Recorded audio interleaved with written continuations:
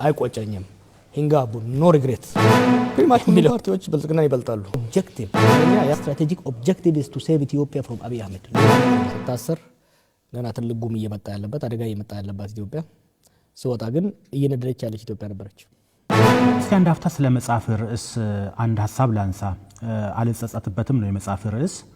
ስለ ጸጸት ማንሳታችን ካልቀረ ደግሞ በተለይ ታስረ ከወጣ በኋላ ባደረከው ቃለ ምልልስ መታሰር ስክነት እንደሰጠ እንድትሰክን እንደረዳ ተናግረሃል። ከመታሰር በፊት አለመስከን ያሳጣህ ነገር ያጎደለብህ ነገር ምናልባትም ደግሞ እንድትጸጸትበት ያደረገ ነገር ይኖር ይሆን? ከመታሰር ጋር ተያይዞ በትክክል ካስታወስኩት ከልጅነት ጀምሮ ፖለቲካ ውስጥ ነበርኩት። በጣም ፈጣን ህይወት ውስጥ ነበር ሲሄድ የነበረው። አይ ቲንክ በ12 ዓመቴ ምናምን ነው የመጀመሪያው ሰልፍ ያዘጋጀሁትና ከዛ ቀጥሎ እስከ 2020 ድረስ በጣም ፈጣን ህይወት ውስጥ ነበር የነበርኩትና እስር ቤት ምንድነው የሰጠኝ? እረፍት ሰጠኝ። ነገሮችን እየሮጥኩ ሳይሆን ቁጭ ብዬ እንዳያቸው ሰጠኝ። መስከን ሳይሆን አይ ዶንት ኖ የአማርኛው ቃል ጊዜ ሰጠኝ ሪፍሌክት እንዳደርግ ያለፍኩበትን ህይወት እንደዳስስና እንደጽፍ የወደፊት ወይም ደግሞ እንዳለም እድል ሰጠኝ። የመጽሐፉ ርዕስ ጋቡ አይቆጨኝም ነበር መሰለኝ፣ ግን ያው ኤዲተር የሚያደርጉ ልጆች አልጸጸትም የሚለው ነው ያቀረቡት። አይቆጨኝም የሚለው ከምንድነው የሚነሳው? በልጅነቴ ከተጠናወተኝ የፖለቲካ ትግል አንጻር ብዙ መስዋዕትነት ከፍያለሁ። ብዙ ስራዎችን ሰርቻለሁ። አንደኛ ይሄ መስዋዕትነቴ በቤተሰቤም ላይ ሆነ በራሴም ላይ የከፈልኩት መስዋዕትነት ከውጤቱ ሲነጻጸር ከኪሳራው ትርፉ ያመዝናል። ምክንያቱም ከልጅነቴ የነበረኝ ህልም በእኛ ህዝብ ላይ ባደኩበት ማህበረሰብ ላይ ሲደርስ የነበረውን በደል መቀየር አለብኝ። ይሄ ህዝብ የሚገባውን ክብር ማጎናጸፍ አለብኝ ብዬ አጠናሁ። I spent my entire life studying. በጥናቴ ላይ ተመስርቼ ፕላን አወጣሁ። ይህን ፕላን ደግሞ አንድ ባንድ አስፈጸምኩ። ከዚህ አንጻር ያሳለፍኩት መስዋዕትነት የከፈልኩት ዋጋ it was for something. The end justified the means ማለት ነው። አንዱ ወይ ነው። ሁለተኛ በፖለቲካ ስራ ውስጥ ብዙ ነገር ነው የሰራሁት። እንግዲህ ይሄ መጽሐፍ ከእናቴ ሆድ ከወጣሁበት እስከ 36 ዓመት እድሜ ውስጥ ነው። በዛ ውስጥ ብዙ የሰራሁት ስራ ውስጥ ስህተቶች አሉ፣ ማዕት ስህተቶች አሉ። ሆኖም ግን እያንዳንዳቸው ስህተቶች አንደኛ በንጹህ ልብ ነው ያደረኩት። አንድንም ሰው ለመጉዳት አንድንም ግሩፕ ለመጉዳት ሳይሆን ያለምኩበትን አላማ ለማምጣት በማደርገው ሂደት ውስጥ የተጋጨኋቸው ሰዎች ሊኖሩ ይችላሉ። ራሴ ላይ ጉዳት አድርሼ ሊሆን ይችላል። ሆኖም ግን አደ ኢንዶ ዘዴ ያመጣው ውጤት ያንን ስህተትም ያረመ ነው። ያንን እነዛ ስህተቶችን it was worth it. Whatever mistake I made, whatever misstep I made was done on the path to achieving my objective. Objective ደግሞ achieve ስላደረኩት there's nothing to regret for ከሚለው ነው የሚነሳው። ፎርት ዲስኮርስ ፈጥሯል እና ግን አሁንም ወደ ኋላ ቁጭ ብዬ ዲስኮርሱን አይቼዋለሁ፣ አስቤበታለሁ። በነገራችን ላይ ታይትሉ የመጀመሪያውን ቃል ሳልጽፍ ጭንቅላቴ ውስጥ የነበረ ነው። እንደታሰርኩ ለመጀመሪያው ሳምንታት ብቻዬን ነበርኩ። ኦልሞስት 3 ወር ምናምን ብቻዬን ነበርኩ። መጀመሪያ ተኛው፣ እንቅልፍ በጣም ተኛው።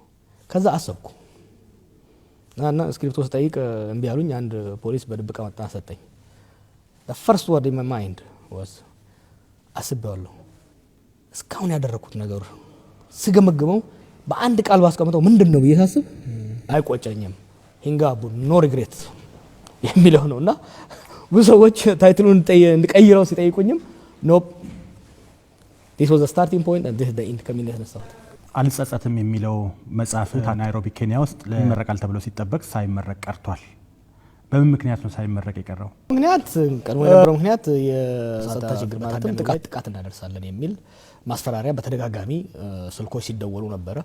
ያንን እንደምንም ብለን አረጋግተን ለማለፍ ሞከርን። ከዛ በኋላ በጣም ከፍተኛ የሆነ ዲፕሎማሲያዊ ጫና ከኢትዮጵያ መንግስት እና ከኢትዮጵያ መንግስት ከሚደግፉ የውጭ ሀገራት አመራሮች ጫና ማምጣት ጀመረ። በዚህ ምክንያት ከኬንያኖቹ አመራሮች ጋርም ተወያይተን የሁለቱን ሀገሮች የጉርብትናና የጋርዮሽ ግንኙነት ለአደጋ ሊጋልጥ ስለሆነ ለማቆም ወሰን ማለት ነው።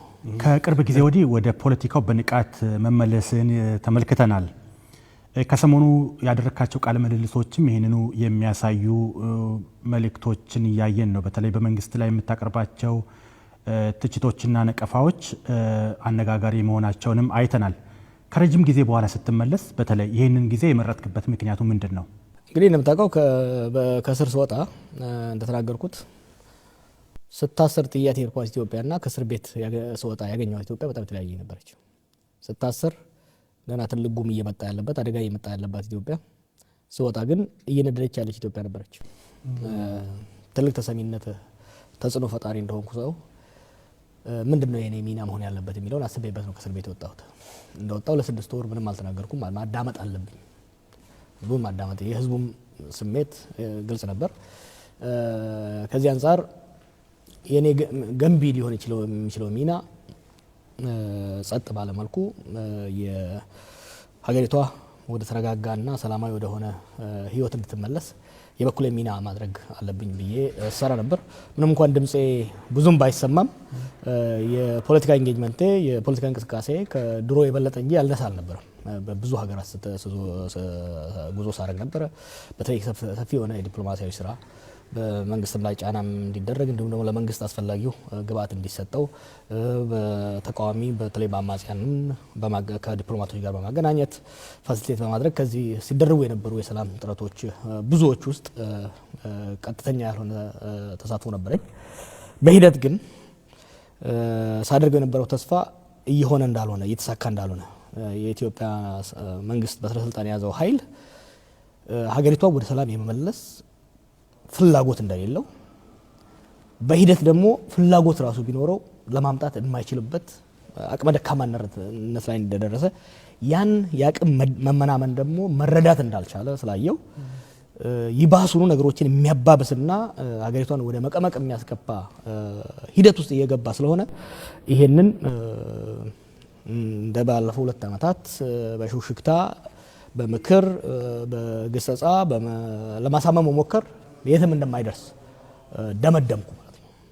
የጊዜው ኢትዮጵያ እመላለሳለሁ፣ ባለስልጣናቶቹን አገኛለሁ፣ ህዝብ ውስጥ እሄዳለሁ። ህዝብ ውስጥ በሌሎች ባልደረቦችም ብዙ ሰርቬይ እንሰራለን። ያለው ሁኔታ በጣም አስጊና አሳሳቢ ስለሆነ አሁን የሚገባው ዲስኮርስ በመፍጠር በኢትዮጵያኖች በምሁራን መካከል፣ በፖለቲካ አመራር መካከል፣ በህዝብ መካከል ውይይትና ክርክር እንዲካሄድ በማድረግ ጉዳዩን ወደ ገሃድ ማውጣትና በሁሉም ተፋላሚ ኃይሎች ላይ ጫና ማድረግ አስፈላጊ ነው ወደሚለው ነው የደረስኩት።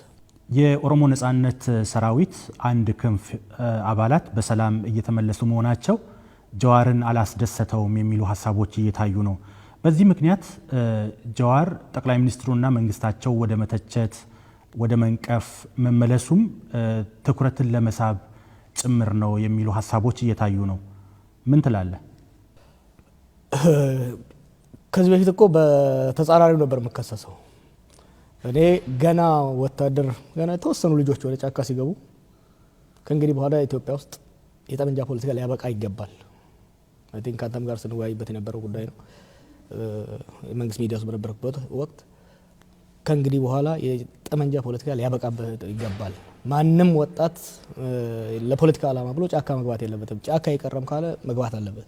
ከ2018 ከለውጡ በፊት ጀምሮ ስናገረው የነበረው ነው። ከእስር ቤት ከወጣም ወዲህ የኦኤልኤም ሆነ በኋላ ላይ የፋኖ ኃይሎች በሰላም በድርድር ወደ ሰላማዊ ኑሮ እንዲመለሱ ከማንም በላይ ሲሰራና ስተጋ ነበረ። ሁሉም የሚያውቀው ነገር ነው።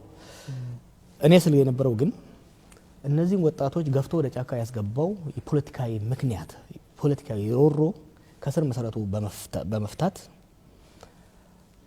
ተደጋጋሚ ግጭቶች ተደጋጋሚ አመጾች እንዳይመጡ ችግሮቹን ከስር መሰረቱ በድርድር መፈታት አለበት። ይሄ በችርቻሮ የተወሰነ ኮማንደር የተወሰነ ሰዎችን እያመጣ የምታደርገው ነገር በቁስሉ እየባሰበት እንዲሄድ መተማመን የባሰ እንዲርቀን በፖለቲካ ውይይትና በድርድር ነገሮችን ለመፍታት ያለን እድል እንዲጠብ ያደርጋል ብዬ ነው የማስበው። እኔ ወሰንኩት ለመናገር አሁን ያሉት ልጆች አሁን የገቡ ልጆች ከመግባታቸው በፊት ነው። ኢትዮጵያ ሄጄ ነገሮቹን አይቼ ወስኜ አሁን ዝምታዬ መስበር አለብኝ። አሁን ባለኝ ተሰሚነት ባለኝ ኃይል በሙሉ ጫና በመፍጠር እውነተኛ ሰላም ማምጣት እንዳለበት። የሀገሪቷ ኢኮኖሚ እየወደቀ ነው። ሀገሪቷ ወደ መፍረስ እየሄደች ነው ያለችው። ይሄንን ዝም ብሎ ማየት ኃላፊነትን አለመወጣት ብቻ ሳይሆን ኃጢአትም ነው ብዬ ስላሰብኩ ገና እነሱ መግባታቸው ከመደረጉ ከወራት በፊት ነው ወስኜ መጻፍ የጀመርኩት። የእነሱ መግባት እኔ ወታደሮች ኢትዮጵያ ውስጥ ለፖለቲካ ብሎ አንድም ሰው መገዳደል አለበት ብዬ አላስብም። እኔ በቂ ነው። ላለፉት 50-60 ዓመታት ከዛም በላይ ተጫርሰናል። የትም አልሄድንም። እንደ ዜጋም ሆነ እንደ ማህበረሰብም ሆነ እንደ ሀገርም እየተዳከምን ነው የሄድ ነው። ማንኛውም ወታደር በቃኝ ብሎ ጦርነት ሲያቆመ ደስ ይለኛል። በኢትዮጵያ ውስጥ አንድም ወታደር ጫካ እንዲቀር አልፈልግም። የኢትዮጵያ መከላከያ ኃይልም ቢሆን በኢትዮጵያ ድንበር ውስጥ ከማንም ጋር እንዲታኮስ አልፈልግም። የኢትዮጵያ መከላከያ ኃይል ድንበር ላይ ከውጭ የሚመጣ ወረራና ከውጭ የሚመጣ ጥቃትን መከላከል ብሔራዊ ጥቅምና ብሔራዊ አንድነትን ማስጠበቅ ላይ እንዲሰራ እንጂ በየሰፈሩ በየጥሻው እንዲዞር አልፈልግም። ሆኖም ግን ትናንሽ ነገሮችን በተለይ ደግሞ የሰላም ሂደትን የባሰ የሚያወሳስቡ ነገሮች ሲደረጉ ደግሞ መቃወም ግዴታ ነው የሚሆነው። ኢትዮጵያ ውስጥ በትጥቅ ትግል ለውጥ ሊመጣ እንደማይችል ከዛም ባሻገር የኢትዮጵያ ሀገረ መንግስት በህዝባዊ ነውጥ እንዲፈርስም እንደማትፈልግ በተለያዩ አጋጣሚዎች ስታነሳ ይሰማል። በዲሞክራሲያዊ ምርጫ ለውጥ ሊመጣ የሚችልበት እድል አለ ማለት ነው? እንደዚያ ታምናለህ? እኔ የትጥቅ ትግል ስርዓት ለውጥ አያመጣም አይደለም እያልኩ ስለ ነበረው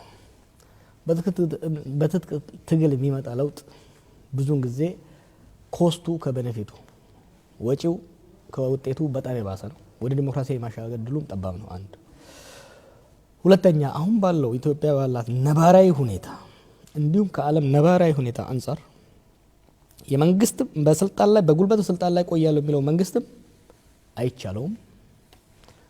በጉልበት ስልጣን ይዤ አገር አረጋግቼ እመራለሁ የሚል አማጺም አይቻለው። ተያይዞ መውደቅን ነው የሚያመጣው። አንዱ ነጥብ ይሄ ነው። ሁለተኛው አሁን ባለው ኢትዮጵያ ውስጥ ባለው ሁኔታ በዲሞክራሲያዊ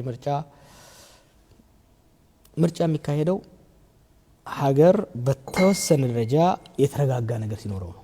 በአብዛኛው ሀገር ውስጥ ሚኒመም ከ2/3 እስከ 4/5 ደረጃ ድረስ ከ66 በመቶ እስከ 75 በመቶ በሚሆነው ቴሪቶሪ ውስጥ መንግስት ሙሉ ቁጥጥር ሲኖረው እና በዛ ኮንስቲትዩንሲ ውስጥ ምርጫ መካሄድ ከቻለ ነው።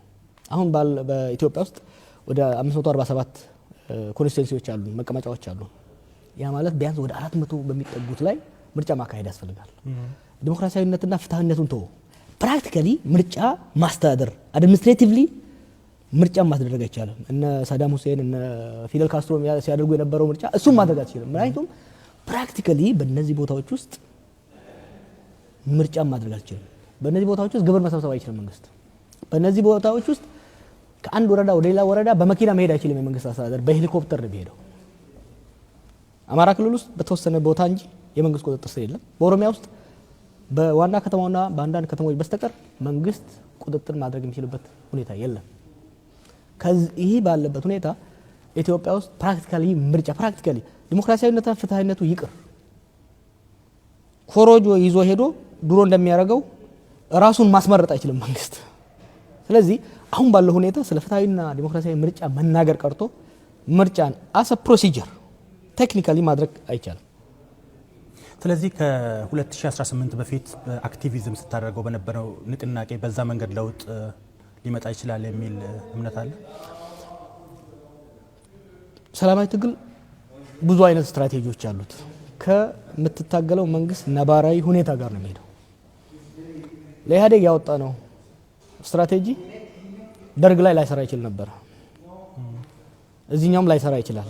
ያ ማለት ግን በሰላማዊ ትግል ውስጥ ወደ 198 የሆኑ መንገዶች አሉ። ለእያንዳንዱ አምባገነናዊ ስርዓት ወይ ደግሞ አምባገነናዊ መሆን ለሚፈልግ ስርዓት የምታደርገው ስትራቴጂ መለያየት መቻል አለበት። ሰላማዊ ትግል ይችላል፣ ለዚህም ይችላል፣ ለሌላም ይችላል። ግን የሰላማዊ ትግሉ ዓላማ ምንድን ነው? በኢህአዴግ ጊዜ ስርዓቱን ጫና አድርገን ወደ ዲሞክራሲያዊ ሽግግር እንዲገባ ነበር የምንፈልገው። ምክንያቱም አትሊስት ስርዓት ነበረ፣ መንግስት ነበረ፣ ስቴት ነበረ፣ ሀገረ መንግስት ነበረ። አሁን ሀገረ መንግስት ፈርሷል። ፕራክቲካሊ። ስለዚህ አሁን የምናደርገው ትግል ሀገረ መንግስቱን ከባሰ መውደቅና መፈረካከስ መከላከል ነው። አሁን የምናደርገው ሰላማዊ ትግል ስርዓቱ ላይ ፓርቲኩላርሊ አብይ ላይ ጫና በማድረግ ከእብደት እንዲመለስና ሀገሪቷን ይዞ እንዳይወድቅ ሀገሪቷን ከአብይ ሴቭ የማድረግ our objective, our strategic objective is to save Ethiopia from Abiy Ahmed. ሌላ ነገር የለም ነው። ምክንያቱም ሀገሪቷን ሴቭ ካላደረግናት በስተቀር ስለ ዲሞክራሲ፣ ስለ ፌዴራሊዝም፣ ስለ ልማት፣ ስለ ሌላ ነገር መናገር አንችልም። አሁን የምናደርገው ትግል ሰላምን መልሰን የማስፈን ሀገረ መንግስቱን ከመፈራረስ የማዳን ስራ ነው ማለት ነው። ለዚህ ደግሞ ከዛኛው ስትራቴጂ ሰላማዊ ትግል ይሰራል። ለዚህኛው የሚሰራው ግን የምትከተለው ታክቲክና ሜቶድ ከዛኛው የተለየ ነው ማለት ነው። አሁን በተናጠል በመንግስት ባለስልጣናትና በአጠቃላይ በመንግስታዊ ስርዓቱ ላይ የምታራምዳቸው ሀሳቦችና አመለካከቶች ያንተ የጀዋር የግል ሀሳብህ ወይስ በአመራርነት ያለህበት የኦፌኮ ፓርቲም ጭምር ነው? እንግዲህ አንድ ሰው የግል አመለካከትም አለው፣ የፓርቲ አመለካከትም አለው። የኔና የኦፌኮ አመለካከት ግን አንድ ነው። ኦፌኮ ከተመሰረተ ከዛሬ 25 ዓመት ጀምሮ ኢትዮጵያ ውስጥ በሰላማዊ ትግል ነው መሄድ ያለብን ብሎ ነው የሚያምነው። ኢትዮጵያ ፌዴራላዊ ሆና ግን አንድነቷ የቀጠለ ኢትዮጵያ እንድትሆን ነው የሚፈልገው። ከሁሉም ፓርቲ የተቀላቀልኩትም በዚህ ምክንያት ነው ማለት ነው። ስለዚህ የኔ አመለካከትና የኦፌኮ አመለካከት አንድ ነው። አንተ በአመራርነት የምታገለግለውን ኦፌኮን ጨምሮ ኢትዮጵያ ውስጥ ያሉ የተቃዋሚ ፓርቲዎች አሁን ባሉበት ቁመና ገዢውን ፓርቲ ብልጽግናን መገዳደር ይችላሉ? ፕሪማች ሁሉም ፓርቲዎች ብልጽግናን ይበልጣሉ። አንደኛ የሀሳብ ልዕልና አላቸው። ሁለተኛ ኮረፕት አይደሉም። ሶስተኛ በትግል ውስጥ የመጡ ለህዝብ የቆሙ ናቸው።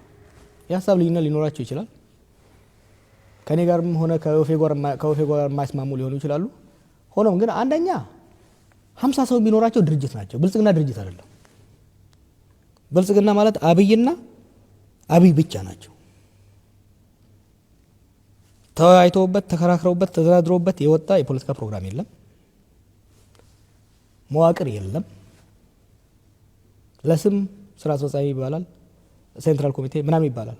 ሆኖም ግን አብይ ደስ ያለውን ጠርቶ ሌላውን የሚተውበት ነው። የድርጅት ይሄ ድሮ እንደምታውቀው በኢህአዴግም ሆነ በኦነግም ሆነ በፒአርፒ የምታውቀው በሌላ ፓርቲ በዚህ ሀገር ፓርቲ እንደምታውቀው በድርጅት ቁጭ ተብሎ ተከራክሮ ተደራድሮ የሚወሰን ውሳኔ የለም።